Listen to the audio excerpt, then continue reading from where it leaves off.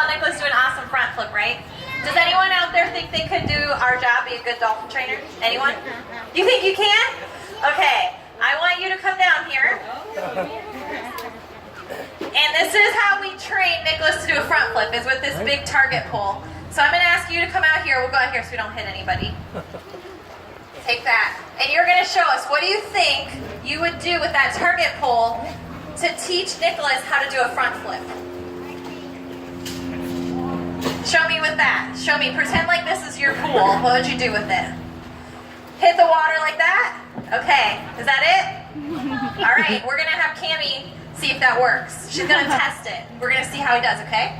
All right. Pass it over.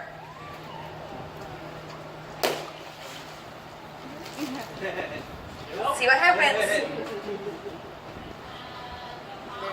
And he's coming, maybe. One more time. I think we lost our dolphin. He's tired, he said. He might be tired. Yeah, we'll ask Nicolas in a second. Okay, so in the meantime, we're going to talk a little bit about this target pole. You stay right here, okay? And so we're going to talk more about this target pole and how we use this to teach Nicolas things. So the very first thing a dolphin learns is how to do something called targeting. This is a target pole. Our hand is a target. The dolphins learn first to touch their rostrum, which is like their mouth area, to the target. So if Cammie was a dolphin, I would teach her to do that. Tell her, good job. Okay, so if I wanted Cammie to spin in a circle, I would take the target and I would spin it because she knows to follow it with her nose, right? Okay, so now knowing that information, what do you think we would do?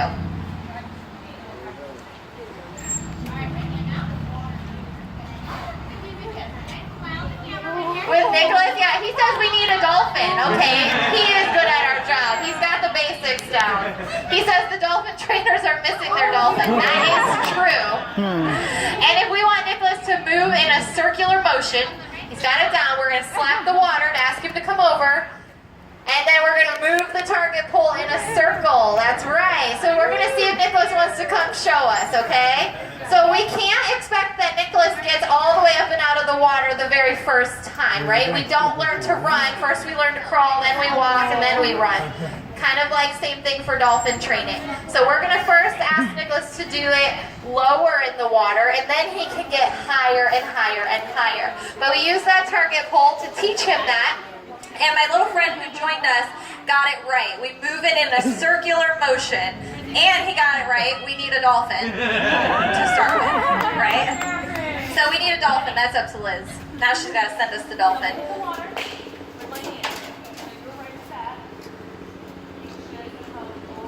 Whoa, there he comes.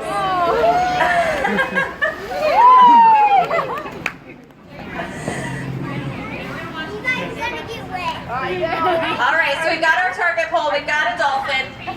We're going to move it in a circle, and there's a front flip, well, a somersault, that's good. There's another somersault.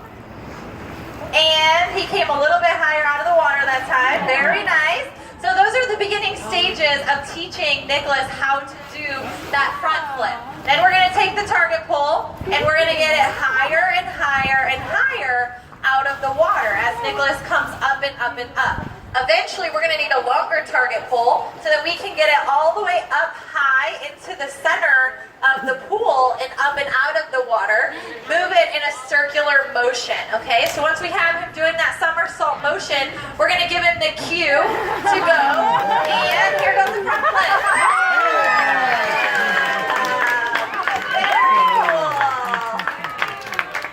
All right.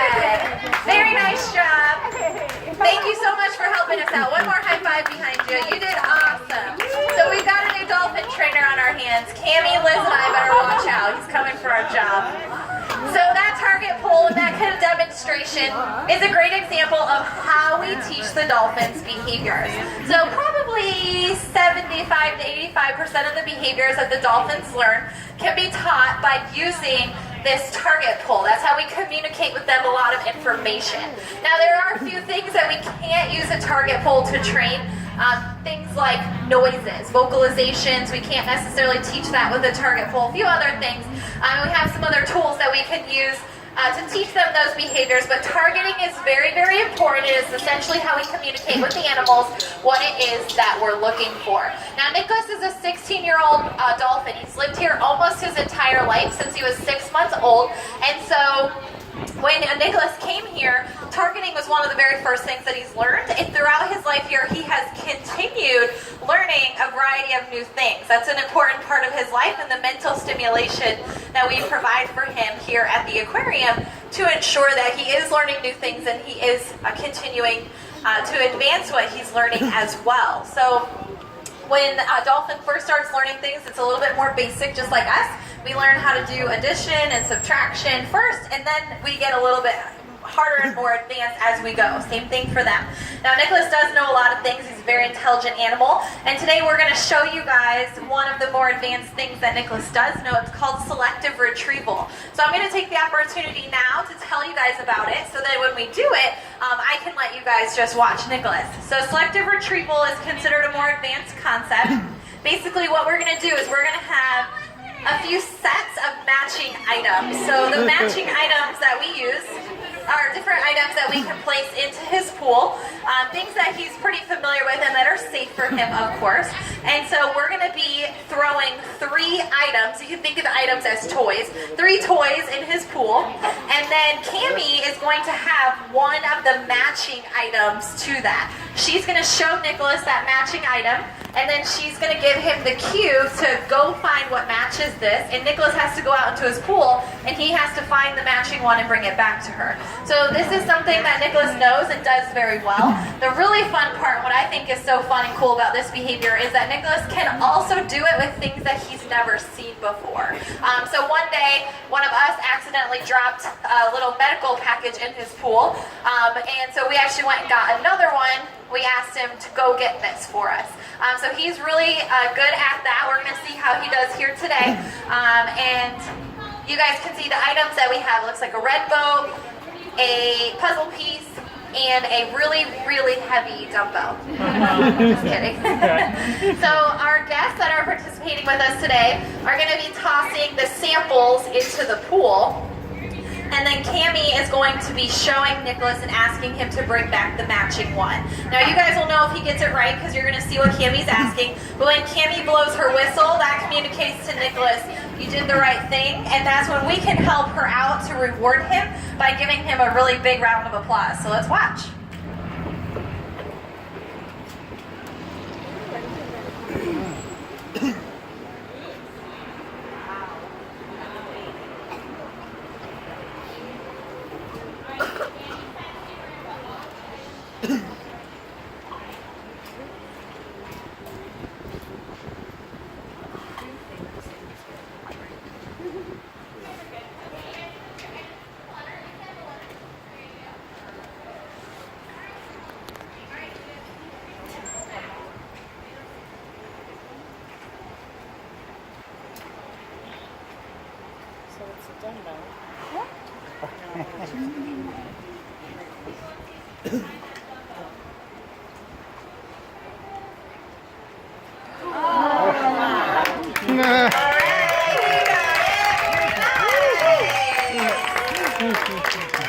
That's pretty good. Yeah, he is.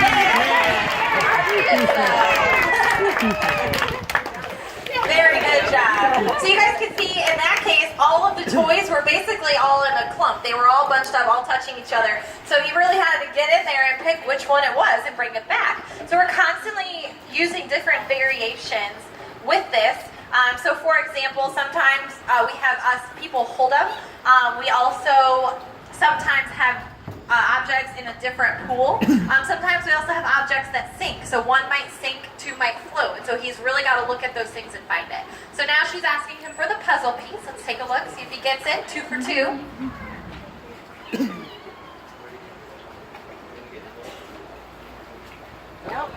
All right, looks like he made the right choice. Very nice job, bud. He's smart, ain't he? Yeah, he's very smart. Very good. All Nicolas for learning today. What do you guys think? Yes. Awesome.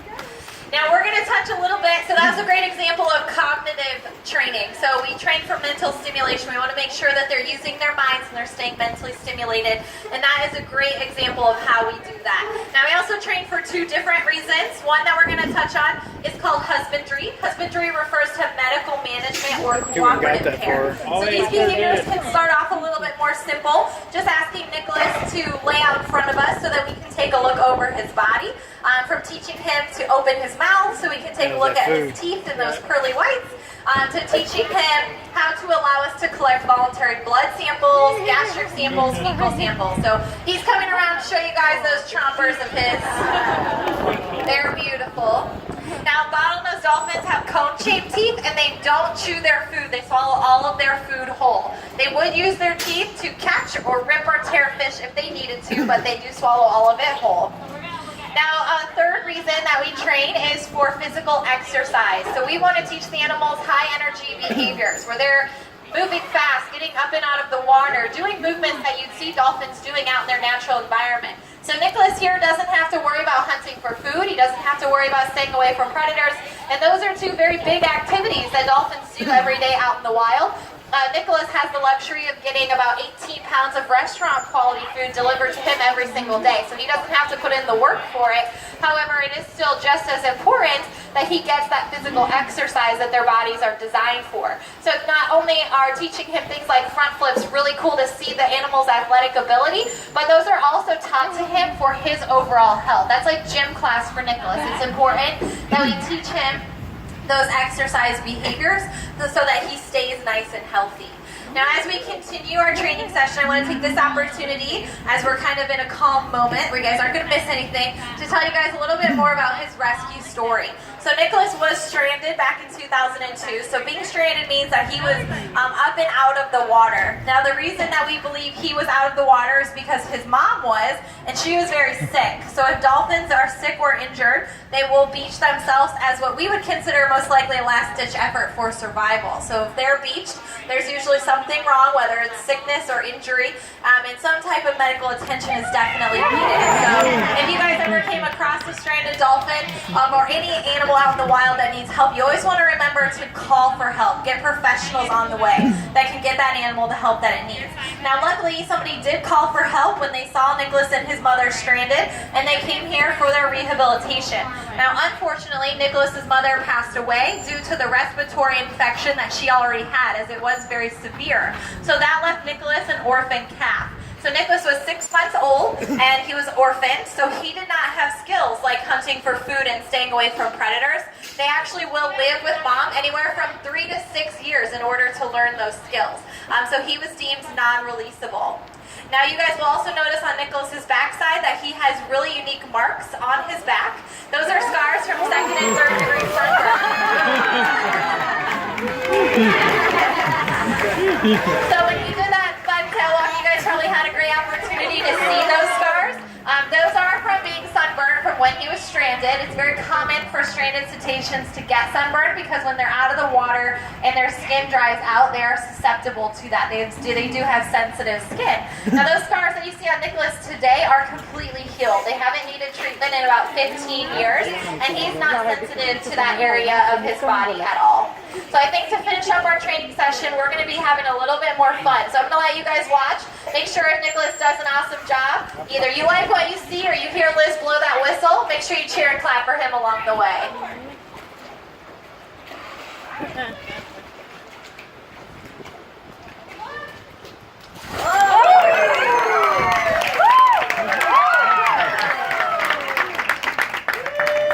That's pretty good. Yeah.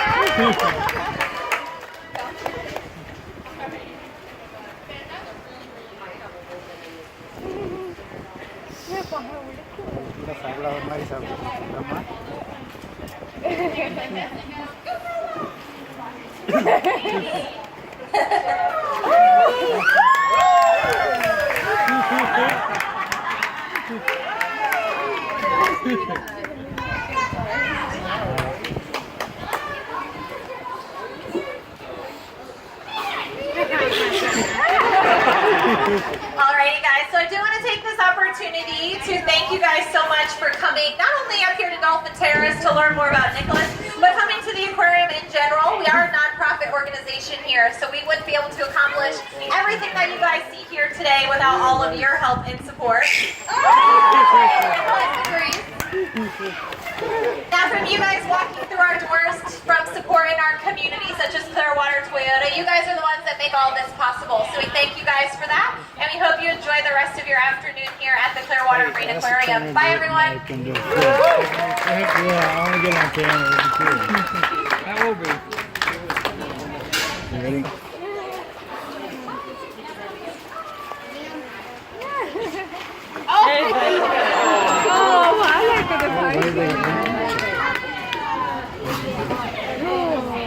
Excuse me. Sure. Just follow those balls. That spin move that he likes to do, that's his Mr. New. That's what I like to do on his own. I didn't even ask him. More fun, right? Oh, that's fair.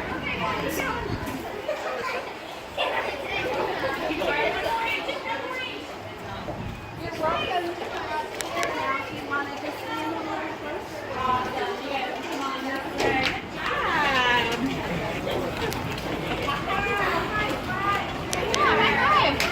He's looking at us all. Yeah, he is. Cool.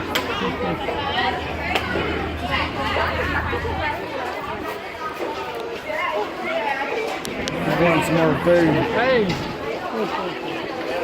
Hey, Gus.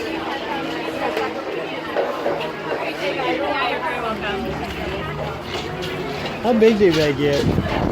He is full size, but they can get up to, I worked with a dolphin that was 800 pounds. Wow, that's big. It's about 500. It's average, 4 to 500. Cool. Pretty good size there. Yeah. Are you able to make them do a flip right now? No, we're all done. Are you all done? All done. He's probably taking a break, isn't he? We do that. He was neat. Yeah, he is. Look, he's checking us all out. Yeah, he is.